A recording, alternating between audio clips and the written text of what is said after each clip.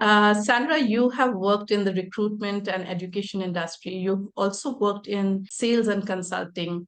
You have an MBA. You come from a family of entrepreneurs. Tell us about your journey into coaching. How did this happen? Why did you choose this field?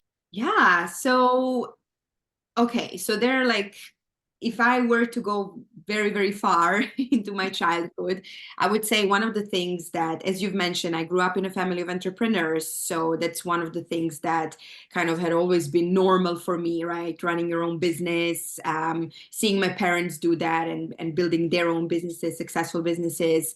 So that was one part that I always knew I wanted for myself as well. I wanted to become a business owner. And then another aspect from my childhood was that I was always interested in human brain, psychology. I remember back in the day when I was about to finish my high school, when my mom asked me what do you want to study, I said brain.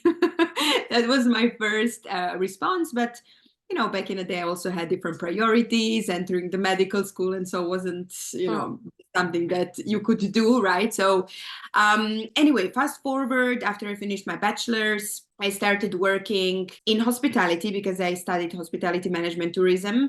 I Mhm. started working in that industry and then realized maybe after a year, like, I don't want to work in hotels. That's not what I want to do. And I got an opportunity actually to join a private university in Munich where I worked in admissions, right? So I was in charge of bringing new people into the school, advising them on different education paths, also helping them to decide what to do after, which I found to be so, so interesting. And this is basically where I got into consulting and kind of coaching as well, even though I didn't know that was coaching, right? I didn't know the name of it. So did that.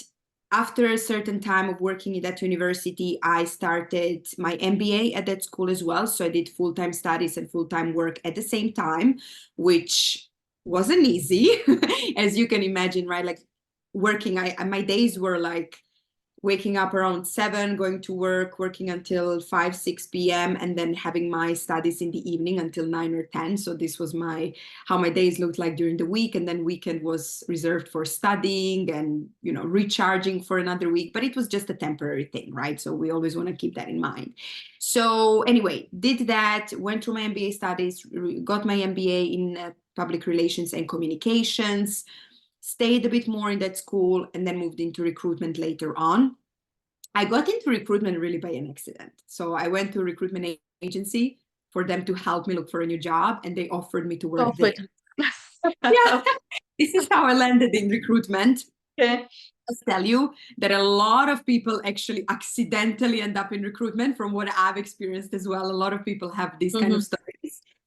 And yeah, so joining recruitment was where I really, my job was really to consult people on different career paths, coaching them through their journeys. I always saw recruitment as, a way for me to help people change their lives because it really is, right? Like career is a huge aspect of our life. And fast forward again, 5 years ago, I remember that day like it was yesterday. I woke up one Saturday and I was like, this cannot be it, right? Like I was like, everything is nice and amazing. I lived in Zurich in Switzerland, had a beautiful apartment, had a lot of amazing friends around me, had a great job. Everything was amazing and nice, but I was like, nah, this cannot be it. There must be something more. And that day I enrolled into coaching certification with one coaching school.